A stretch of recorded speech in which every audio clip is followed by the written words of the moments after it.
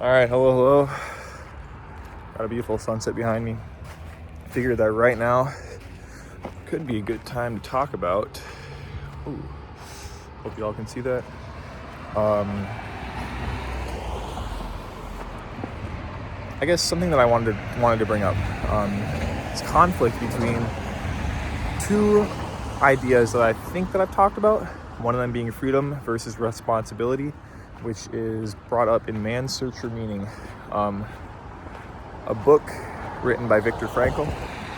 And freedom versus responsibility pretty much says that if we have an inherent freedom, which we do, or at least I do, I'm walking around, I can do what I want.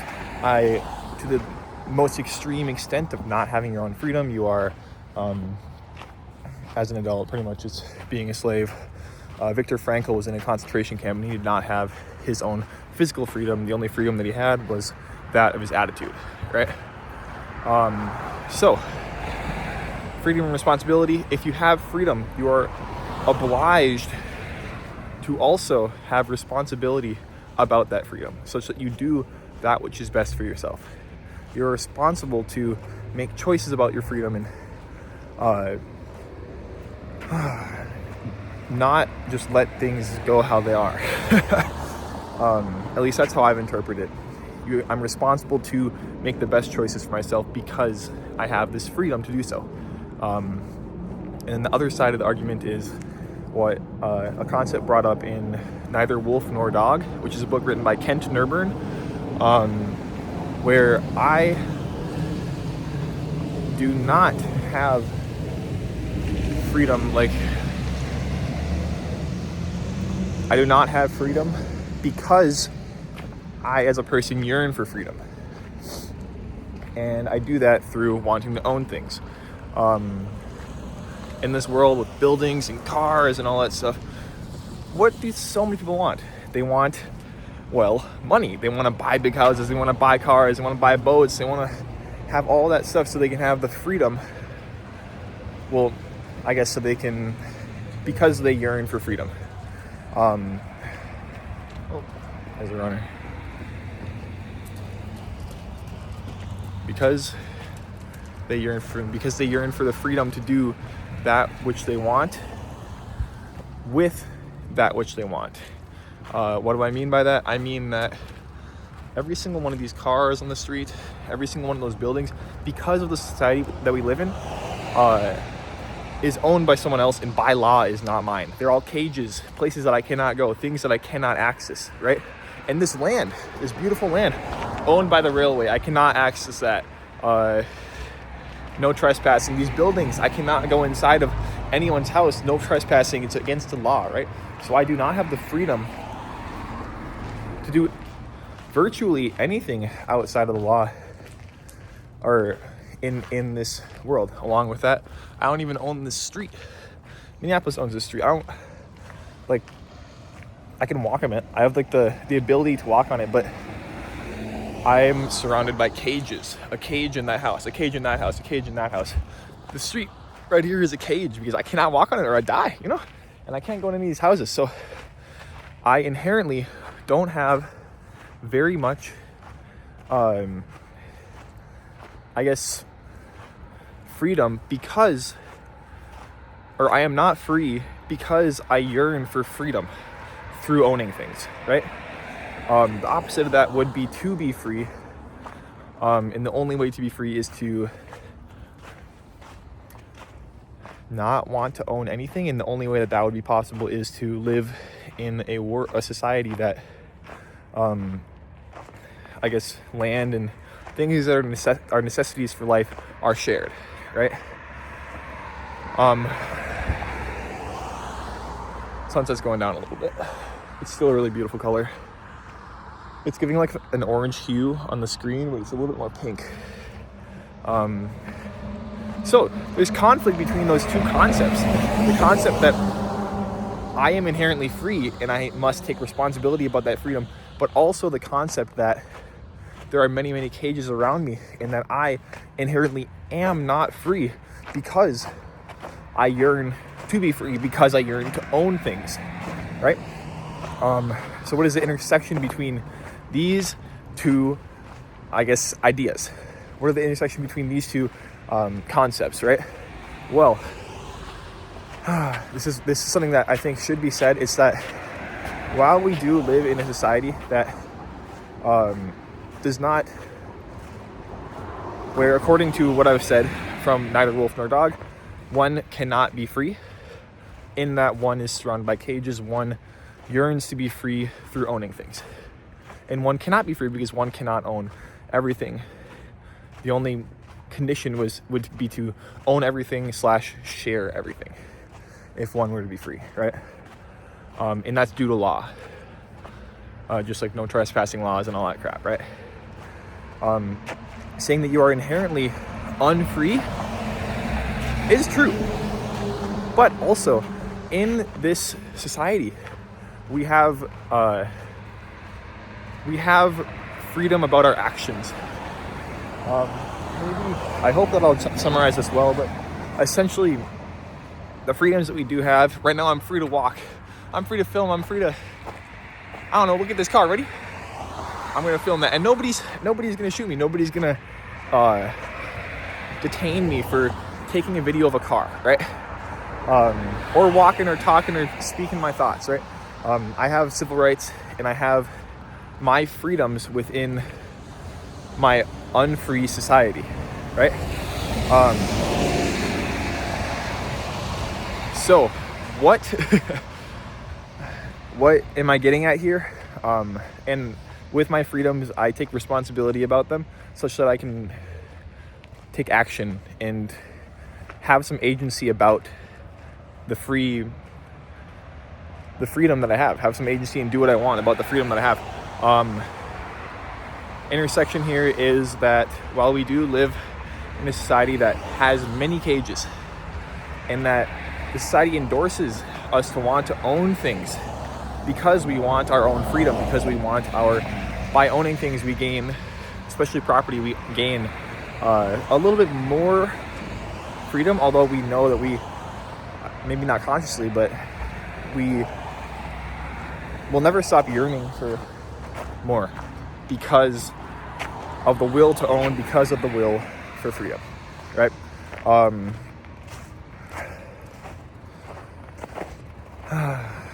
Some people find freedom through money, aka why millionaires and billionaires keep searching for more, you know? Like, you're set, bro. But I don't know. Their freedom is unattainable. So is ours in the concept of the society we live in.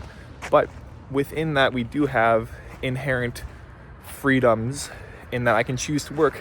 I can choose to not work. I can choose to not work and I'll take Social Security or something and I'll get money from the government. I can choose to do what I want. I can choose to say what I want. In that, recognizing that although there are limits to this freedom and we do not have freedom about the land, we do not share our land, and being conscious of that yearning to own things to gain more freedom and making actions about that with a conscious mind. I think actions against that is the best option. That's a good thing to do, along with understanding that we do have inherent freedoms and taking responsibility about our inherent freedoms, such that with what we can do, we can do it to whatever extent floats our boat the best, right? We can, I don't know, go skiing or write a book, or like I'm doing, making YouTube videos. I can do a lot of things that I want within, I guess, I can do a lot of the things that I want and take freedoms about those things within that which I can do. And I think that is, I'm very fortunate for that. Very fortunate.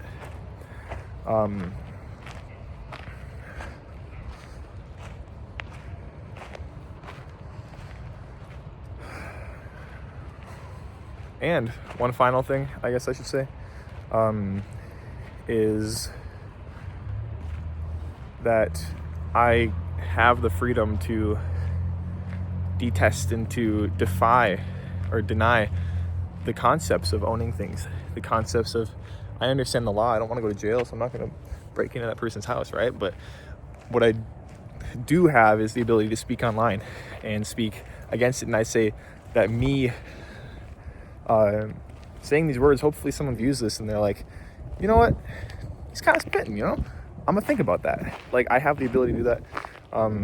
So I do have the freedom to speak against it, but I don't have the freedom to change, or the ability to change the law. All right, I think I should just say this again, just to bring it all together, because I was rambling. Maybe not rambling, but I didn't really complete my thought. We have inherent freedom, and we must take responsibility out of that freedom to optimize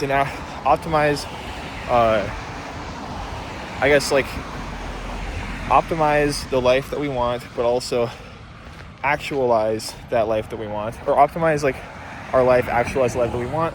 But there are limits to that freedom inherent to the law, culture, and like, I guess, governmental structure, if capitalism is a governmental structure, that say that we are inherently also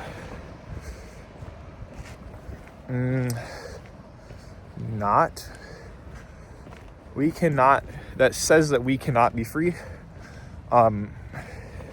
only surpassed by either a government, like a society that says that you don't want to own things, you want to share things, everything, or by owning everything, which is an ultimate, you cannot get that, right? It's impossible, unless maybe you're an alien or something like that, right? So what we must do is understand that we do have freedoms, and we must take responsibility out of those freedoms to create the life that we think, to actualize our best life in whatever way that is. And it does not mean in gaining more money. It does not mean anything other than a dive into, let's say, your soul and finding what's best for you, right? But we have the freedoms to do what we want. And there are limits on those freedoms, so we must take responsibility about the freedoms that we do have. And recognizing that we do have those freedoms, even though they are not absolute, is also, I would say, like, I think that with your freedoms you can do whatever you want, as that's what the law says, but I think that it also should be recognized that our freedoms are a privilege, built upon, our freedoms are a privilege. Like, to be able to say what I want, that's good. To be able to live in like a rich society, that's good. But I guess like complaining about our freedoms without recognizing that, complaining that you want more or something like that, without recognizing that these freedoms are built upon like slave labor of other people. Like, I have the freedom to combat that and to speak out against it, but I don't have the ability to right now reach out and say, no, US and other countries, you can't do that. No, I don't got that ability. I appreciate my freedoms, but I appreciate the freedom to speak out against it. As on the other side, not being able to speak out against it and fearing for my life, fearing for I don't know, incarceration, like blackmail, like shit happening, you know, like, I'm happy for this, right? Yeah, I don't know, like, freedom to speak out against it is good, but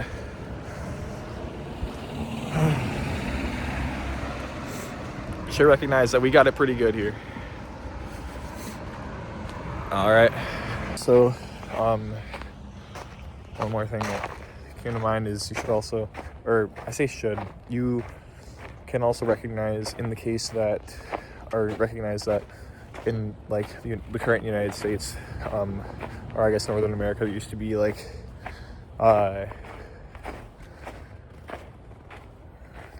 as neither wolf nor dog says it, which I believe, like true freedom, like sharing the land, like no ownership.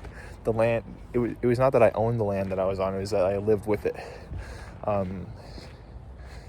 Very, very cool things said in that book. But long story short, if ultimate freedom is what you're searching for, things did used to be different, and at least the indigenous people of North America used to have an ultimate freedom, or a complete freedom, that which we do not have, right? As stated before. So the only reason I mention that is that context, that it used to be different, is something I think is worth considering and comparing our current world against, such that, like, I guess, such that comparing our current world against, such that you can see the cages that are present.